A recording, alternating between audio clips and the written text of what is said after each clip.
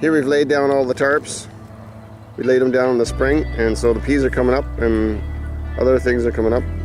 But we lay the 3-foot tarp down, or 4-foot, and leave a 6-inch space.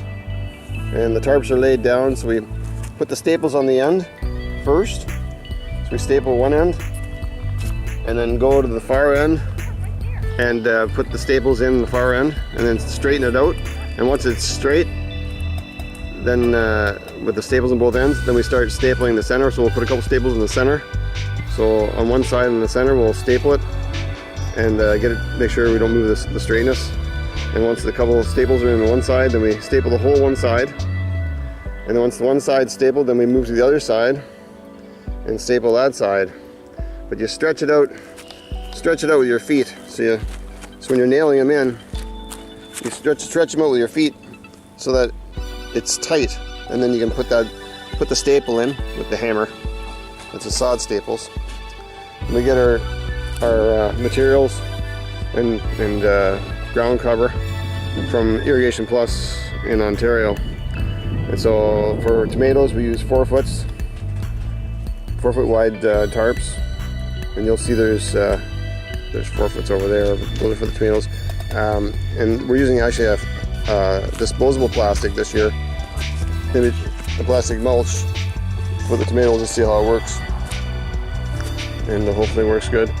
And the regular tarps, which are found in a nursery, these are what they put the pots on in the nursery, they last up to 10 years. So we reuse them, take them off in the fall and put them on in the spring over and over again, and it saves a massive amount of weeding. I mean, we'll weed within the row a little bit, and these are the sod staples that we use to nail them down. So that's what we use to put the tarps down every 2.5 feet or 3 feet. If it's windy, 2.5 feet, and that's what we use. But we also weed within the row a little bit. Last year we didn't bother. And the neat thing about this whole system versus conventional is it looks great. Like, the garden looks really good without any work. And you don't have to weed at all, but it's wise to weed at least the first few years to get rid of the weed seed population. But this is the beauty of it. No rotor tilling. Kids will love it. And I did the conventional for years. Hated it because there's so much work, so much weeding. But this is a dream. I mean, our kids are just so spoiled. So you can see the raspberries there, and there's rhubarb and garlic. But and then potatoes are over here. We did potatoes. We usually don't put tarps in between them, so we kind of solid seed potatoes. So that's there.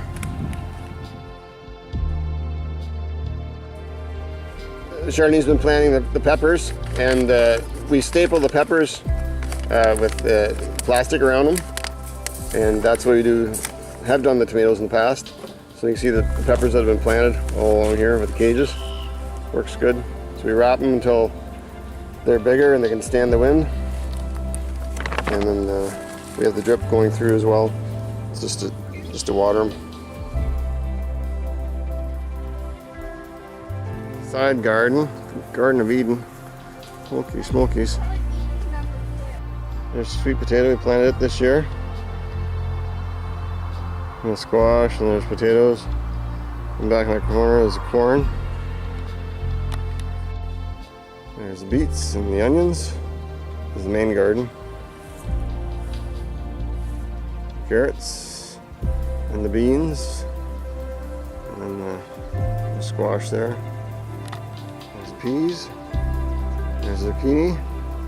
There's the tomatoes. And the roll cover, it's at the end there. Some more beans. And then the raspberries. And then the rhubarb and the asparagus. See the asparagus there at the end. And there's some potatoes here as well.